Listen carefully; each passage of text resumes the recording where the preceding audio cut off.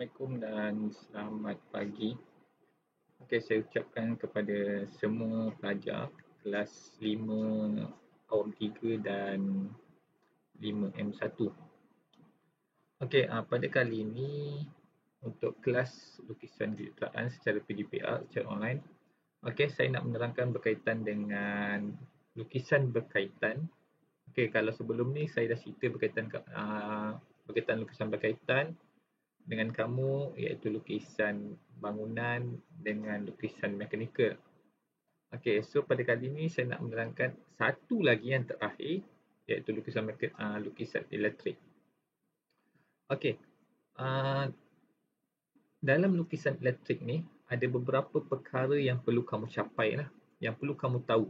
Okey, untuk memudahkan kamu nanti untuk menjawab soalan SPM ataupun soalan exam. Okey, ada beberapa perkara yang perlu kamu mahir, perlu kamu tahu, perlu kamu ingat. Okey, yang pertama adalah berkaitan dengan simbol. Okey, simbol. Bila kata simbol ni, kamu mesti tahu macam mana simbol lampu. Okey, lampu ni banyak jenis. Kita ada globe, kita ada pentafloor. Okey, so macam mana simbol-simbol lampu tersebut? Okey, kita ada Swiss. So macam mana nak melukis Swiss? Okey, kita ada apa lagi? Kipas. Okey, kita ada soket. So yang pertama sekali yang perlu kamu tahu dan perlu kamu capai, yang pertama adalah simbol lukisan elektrik. Yang kedua, kamu perlu tahu bagaimana nak melukis simbol tadi. Okey, nak melukis pendawaian dalam pelan lantai bagi sebuah rumah berdasarkan syarat-syarat ataupun keterangan yang diberi. Contohnya, okey, dia bagi bilik. Okey, dalam bilik tersebut dia kata ada satu lampu globe, ada soket 13 ampere. Okey, so benda tersebut kamu perlu lukis dalam bilik tersebut. So macam mana kita nak melukis? Okey, so ada dua perkara yang perlu kamu capai dalam topik lukisan elektrik. Okey. So ini adalah simbol-simbol dalam lukisan elektrik. Okey. So ini adalah simbol. Okey, kita pergi pertama dulu. Okey, dalam buku teks kamu ada, so boleh refer. Okey. So ini adalah simbol piawai bagi Swiss satu hala. Okey, Swiss satu hala ni simbol piawai dia. Dia ada bulat dan dia ada satu garisan yang bersudut 45 darjah. Okey, dia bulat dan dihitamkan. So itu adalah Swiss satu hala. Kalau Swiss dua hala akan ada simbol dua dekat sini nanti. Okey. Yang ni adalah Swiss tarik. So Swiss masih lagi simbol sama, tapi bila tarik dia akan ada anak panah dia ni ke bawah. Yang ketiga kita ada alato. So ini adalah alato. Okey. Segi empat tepat dan kita ada simbol macam senyum ni. Bukan senyum ni, muram. Okey, suram. Ni simbol ni. Okey. Bila saya cakap berkaitan dengan alato kipas ni, bentuk ni adalah segi empat tepat, bukan segi empat sama. Tolong ingat, dia segi empat tepat. Okey, kalau kamu tanya saya, macam mana ukuran dia, cikgu? So, ukuran segi empat tepat ni, dia tak ada. Dia tak ada ukuran. Dia mengikut perkadaran pada kertas soalan. Jangan terlampau besar dan jangan terlampau kecil. Maksudnya bila kita tengok, dia ngam-ngam berada pada kertas soalan. Tak terlampau besar, tak terlampau kecil dan bentuk dia bila kita nampak, dia adalah segi empat tepat, bukan segi empat sama. Okey, yang ini adalah lampu globe. Lampu globe, simbol bulat dan ada garisan condong di tengah dia. Okey, ni lampu filament bulat. Lampu globe, ni adalah lampu globe. Okey, ada kaki dia. Lampu dinding, yang ni simbol dia dan ada kaki dia. Yang ni adalah soket keluar 5 ampere. Okey, dia ada tapak dia. Dan ni. Okey, so bila kita cerita pasal soket ampere ni, cuba kita tengok pada tapak kaki dia. Okey, dia ada simbol C, dia ada simbol plus di sini dan tapak pada C ni dia terlebih. Dia bukan ngam-ngam pada C. Okey, so cuba tengok betul-betul. Tapak pada soket ni dia terlebih. Okey. Yang ni adalah loceng elektrik. Yang ni adalah lampu pendaflow. Okey. Kalau dia kata lampu pendaflow berkembar. So maksudnya ada dua kat sini. Okey, ni lampu dinding berkembar. Ni adalah lampu sorot. So ini adalah kipas dinding berlorek dihitamkan. So ini adalah kipas shielding bulat. Okey. Yang ni adalah downlight. Okey, bulat. Yang ini adalah 13 ampere. Tadi kita tengok 5 ampere. Kalau 13 ampere dia akan ada 2 C dalam dia. Okey, 15 ampere dia dihitamkan. Soket antena ada bulat. Okey, so soket antena cuba tengok betul, dia adalah segi empat sama. Dan ada bulat di tengah dia dan ditulis TV. Okey, tolong ingat soket antena segi empat sama, bukan segi empat tepat. Saiz dia macam mana? Ikut perkadaran pada kertas soalan. Okey, soket talian telefon segi empat sama dan dalam dia ada bulat dan dihitamkan. Okey, so ini adalah kipas exhaust. Okey, bulat dan ada macam simbol hitam di tengah-tengah dia. Okey, ni kilowatt jam. Ini lampu pendaflow kembar. Okey, yang tadi. Yang ni adalah alat kawalan pemasak. So, cuba tengok betul. Refer juga pada buku teks. Dia adalah segi empat tepat.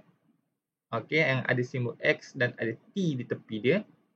Simbol Swiss, pemutus litar, neutral, lampu pendaflow bulat, segi empat tepat. Kita ada chandelier, aircon, segi empat tepat dan ada tulis AC. AC itu adalah aircon. Pemanas air, fuse agihan segi empat tepat, pemutus litar dan perangkap kilat. So ini adalah simbol-simbol yang common, yang biasa. Okey, yang biasa yang perlu kamu tahu. So dalam okey, apa yang saya nak ingatkan ke kamu, dalam soalan exam, simbol ni dia tak bagi. So kamu kena ingat dan kamu perlu sentiasa buat latihan untuk memastikan simbol-simbol piawai elektrik ni dapat kamu ingat. Okey, so kalau ingat lagi sekali. Kalau siapa-siapa tanya kat saya macam mana saiz dia. Saiz simbol mengikut perkadaran. Okey. Tak boleh terlampau besar dan tak boleh terlampau kecil. Okey. Yang kedua, simbol perlu dilukis dengan betul. Maksud saya, kalau bulat, dia kena guna bulat ataupun ada template dia. Bukan freehand. So, tiada simbol-simbol yang boleh dilukis secara freehand. Okey, so tolong ingat.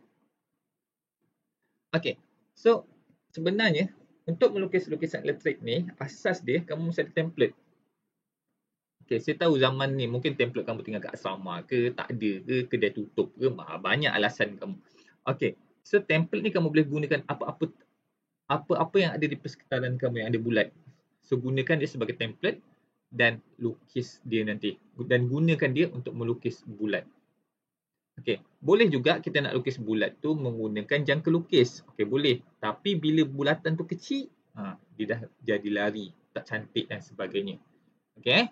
So untuk melukis bulat, sebab dalam lukisan elektrik ni banyak bulatan kita kena lukis. So nak lukis bulatan, gunakan template tu lebih mudah.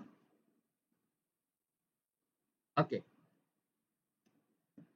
Yang ni adalah beberapa nak melukis simbol piawai lah. Okey, antara yang saya nak sentuh adalah berkaitan dengan aircon. Aircon ni kalau kita nak lukis, dia panjang dia adalah ni. Dan tinggi dia adalah separuh daripada panjang dia. So baru akan, bila kita ikut saiz macam ni, kita akan dapat bentuknya adalah rectangle ataupun segi empat sama. Okey, contohnya lah, katakanlah, okey, kita dah tengok pada kertas, okey, kita nak lukis panjang aircon tu adalah katakan 10. cm, 10 mm. So of course dia punya tebal dia ataupun tinggi dia ni akan jadi 5 mm. So half. Okay, so dia akan jadi aircon. Okay, untuk melukis Swiss, dia ada bulat. Okay, bulat ni kita ambil satu bulat dan kita hitamkan. Bukan kita lorek, kita hitamkan. Dan mesti ada satu garisan panjang yang bersudut 45 darjah. Okay, apa yang saya nak sentuh, garisan ni mesti ke sebelah kanan. Okay, garisan 45 darjah ni mesti berada di sebelah kanan. Katakan sini dinding. Okay, maksudnya sekarang ni kita berada, belakang kita adalah dinding. Bila belakang kita adalah dinding, yang ni adalah sebelah kanan. Okay, katakanlah kita nak buat Swiss bertegak macam ni, dia tegak. So, kita dinding berada belakang, sebulat, so garisan 45 darjah akan berada kat bawah. Okay, so dia tak boleh caca merba lah. So, dia mesti sama saja. Okay, katakan Swiss kita dah ambil saiz ni adalah 5. Yang ni Swiss saiz dia. Saiz bulatan ni adalah katakan kita ambil contohnya lah jarinya 3 mm. So, untuk semua Swiss mesti pakai saiz yang sama. Okay, itu maksudnya kejuruplanan supaya cantik, keseragaman. Okay, so itu cara nak melukis Swiss dan penyaman udara. Okay. Yang seterusnya, cuba kita tengok satu contoh. Okay, saya nak satu contoh daripada buku teks. Saya ambil dulu daripada buku teks. Okay. Selalunya dalam soalan exam, dia akan bagi pelan lantai. So, ni adalah pelan lantai bagi sebuah rumah yang tak dilengkap, yang belum dilengkapkan lagi dengan apa-apa simbol lah. Okay, dia bagi tahu bilik air, dapur, bilik tidur, ruang tamu dengan bilik tidur satu. And then dia akan bagi satu jadual yang memberitahu apa keperluan yang ada dalam ruang tersebut. Contohnya, bilik mandi ada satu unit lampu glob. So, bilik mandi ada satu unit. So, satu unit lampu glob simbolnya bulat. Okay, ada satu poin pemanas air. Satu poin pemanas air. Bila kita cerita pasal lampu, bila soalan kata lukiskan lampu pada bilik air, automatik lampu akan ada pendawaian dia. So, akan ada pendawaian, dilukis putus-putus dan ada Swiss dia. Okay. Kedudukan Swiss, okay, jika bilik air, kedudukan Swiss perlu berada di luar bilik air. Korang ingat, kedudukan Swiss perlu berada di luar bilik air. Kedudukan Swiss selalunya berada berhampiran dengan pintu. Selalunya kalau kita masuk rumah, kita nampak ada pintu, belakang pintu tu akan ada, sebelah pintu tu akan ada Swiss. Okey, dia tak akan berada jauh lah. Okey, bagaimana kedudukan dia? Okey, kalau ada yang tanya saya, cikgu, bilik air ada lampu glob. Okey, boleh tak kalau saya letak dekat tepi? Boleh, tak jadi masalah. Cuma dalam kedudukan dia tak betul lah. Maksudnya bila kita nak letak lampu, kita mesti letak di tengah-tengah supaya pencahayaan dia lebih baik berbanding kalau kita letak dekat tepi. Okey. Dapur.